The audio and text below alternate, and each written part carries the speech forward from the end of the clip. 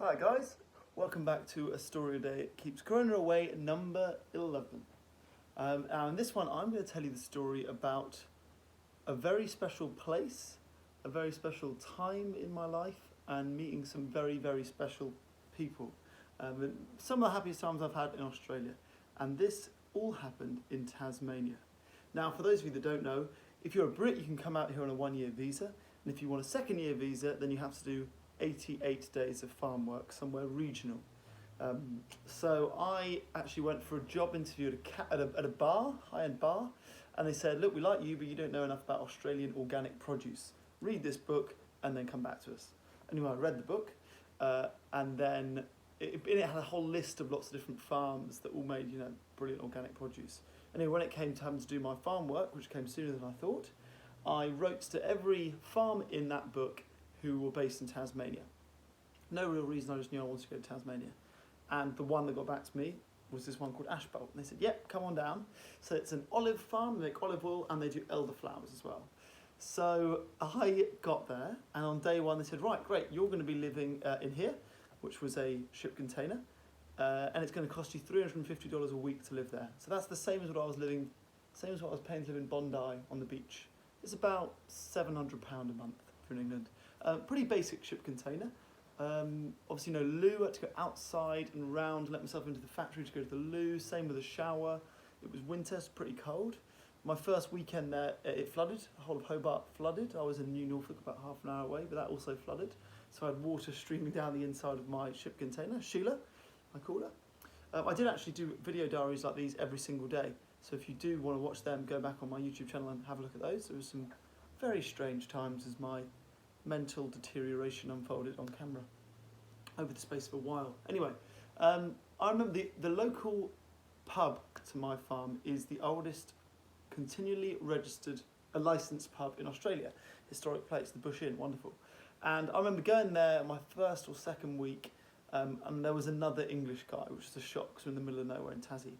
And he had long white hair, and he was telling this animated story of fishing. He was getting his feet and casting the line and reeling it back in. I remember just thinking, this guy's amazing.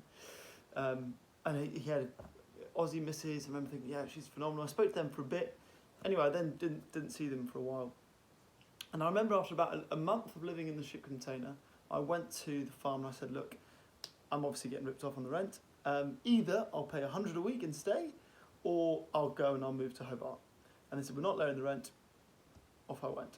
So I moved on a Saturday, got to Hobart. That was all well and good, because I remember that one of the farmers lived in Hobart and used to commute every day. So I thought, no problem, I'll get a lift with him. So on Monday he drove me in, and during the drive I told him why I'd left the farm, or left living on the farm because of the rent. And at lunchtime that day he quit. He was like, I'm not working for people that treat people that way, that rip people off. And I said, that's nice of you, it's very noble of you to quit on my behalf. I am now buggered in terms of getting to work. There's no way for me to get to work. There's no public transport. So basically I had Monday nights to figure out if I should buy a car, or like just invent another way of getting to work. And at that point I remembered the English guy from the pub.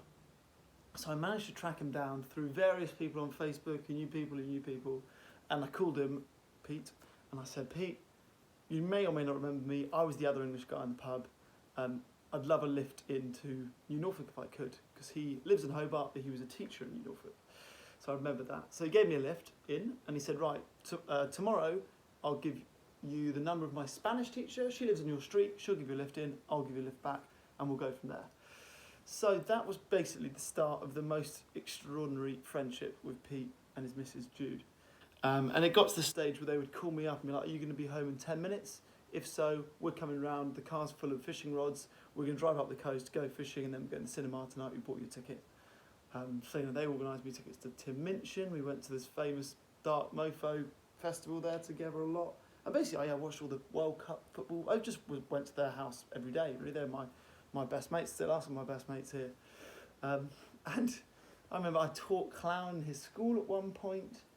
He then, when I left, I'd been living in Hobart for another month.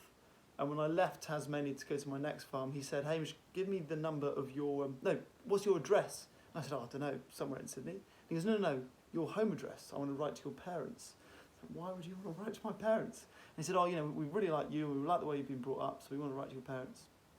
Pete's about the same age as my parents.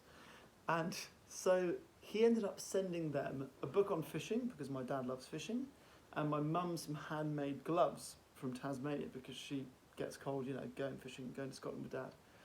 And Dad then responded by sending back a book he wrote at the First World War, which Pete now uses to teach. And they've just started this friendship. They both sent each other Christmas gifts this year. They've got an incredible friendship. And Pete lives in Tasmania, and so does his sister. And they have another brother who's in Hastings, and I've never been to Hastings. And Pete has always wanted his brother to come to Hastings, from Hastings, and visit him in Tasmania. And I said if I ever went back to England, I would go to Hastings, I'd track down his brother, I would have a pint at the Nelly, the Lord Nelson in Hastings, which is the pub he always talks about. I'd play shove penny with him. We used to play shove penny all the time together in Tassie. If you don't know about shove penny, look it up. Great game, particularly for pubs. Once COVID's over, obviously. And I said, I'll play shove with your brother and I'll try and convince him to come to Tasmania. Anyway, a few months later, I went to Hastings. I was back in England, went to Hastings. I had this romantic idea that I'd walk into the pub and he would be at the bar. And I got to Hastings, sent Pete a photo of me in Hastings. I could only be there for 3 or 4 hours. And Pete said, great, you should ring my brother. This is his number. So I called him, and he's a builder, and he was working on the site. And he goes, I'll see you tonight. I said, no, I'm here for 3 hours. And he goes, all right. He took the day off, and he came to meet me at the Nelly. And we did play shove penny. He won. He was very proud of it.